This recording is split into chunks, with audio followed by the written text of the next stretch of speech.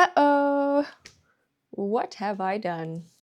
This video is for anyone who is in deep looking into which Elektron box to get because, well, ta-da! That's what I'm doing right now, is knowing which device to get. First, I bought the Octatrack. I did my research, okay? I thought that's what I wanted. Backstory, for context, I've had the Rhythm for a while. This was my first Elektron device. I have learned it, and I found that I needed more tracks. More tracks as I wanted to expand further beyond just drums. And there's choke channels, so sometimes I wouldn't be able to use all of them.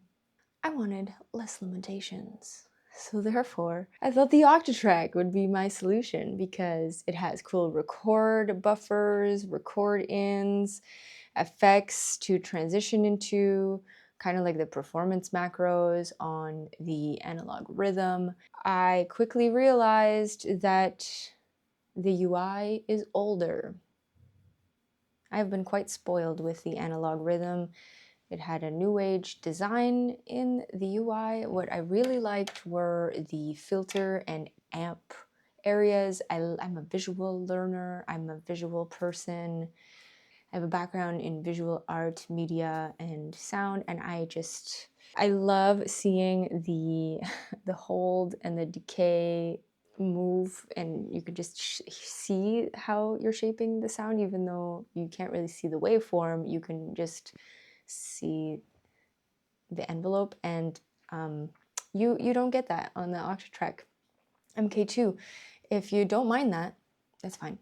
But for me, that was kind of bugging me. And I will say that this unit, the Octatrack MK2, is 44.1 16-bit, and you could push it to 44.1 24-bit. I quickly found myself eating the memory fast, and I barely did anything. So even when I downsampled my samples to 44.1 16-bit or 44.1 24-bit, I found that I was quickly eating up the flex pool, and the flex is the most fun. I thought I wanted this fader action here, and I did do a cool loop on it that I'll show you in a second. The mechanics are cool as well.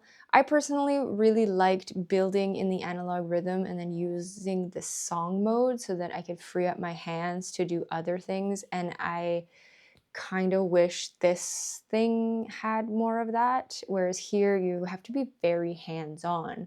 You're either switching parts or switching somewhere else.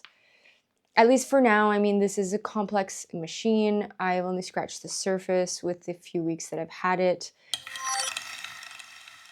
The limitations that I ran into with the memory blog, like something, and just the UI, there was like three strikes, you're out.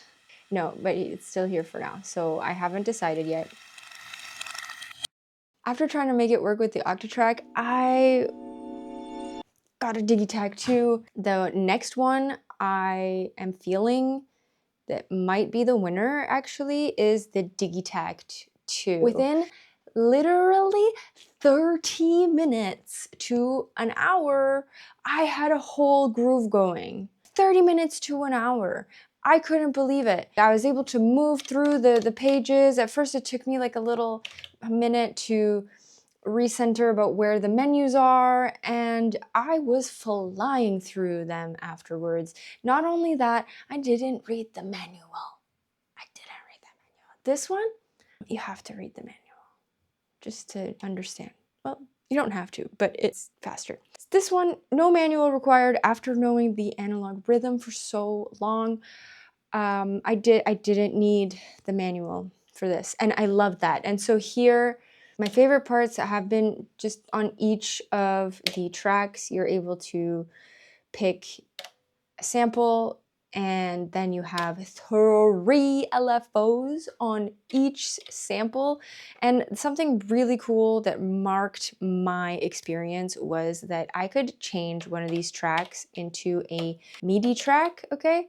And once it's in a MIDI track, then you can send that out to another synth. And then, wait, that's not the best part. The best part is that you get to go and MIDI map the parameters of the synth. So you go find the CC mappings of, which is MIDI language, MIDI control change, MIDI CC. So you change parameters through MIDI, control change, MIDI CC.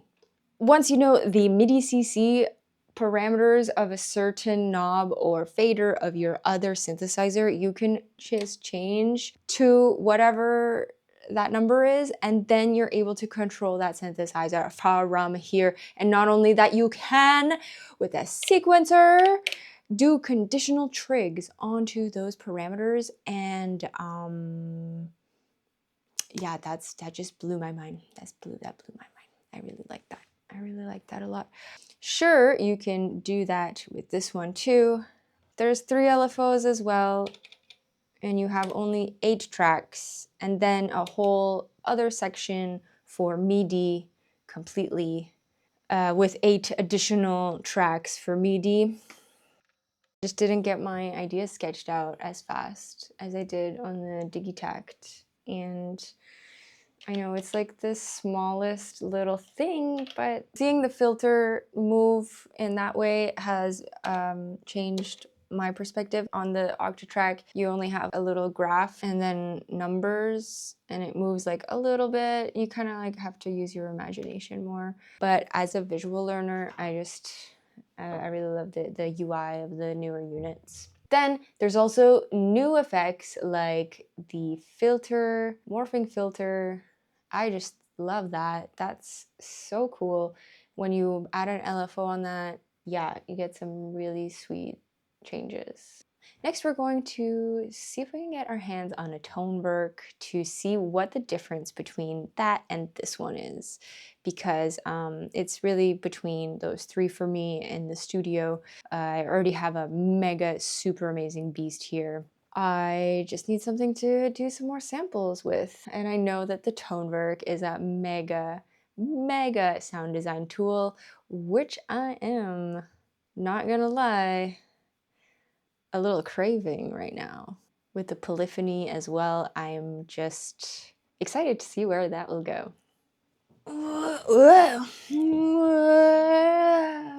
Which one to choose? Which one to choose? Nobody knows. Nobody knows except me. And you, if you're in this boat, you're the only one who's going to know which one is better for you because of your workflow. For me, my workflow is heavily reliant on the analog rhythm, so it has to pair with that one. I love my analog rhythm and I am so happy with it. Moving on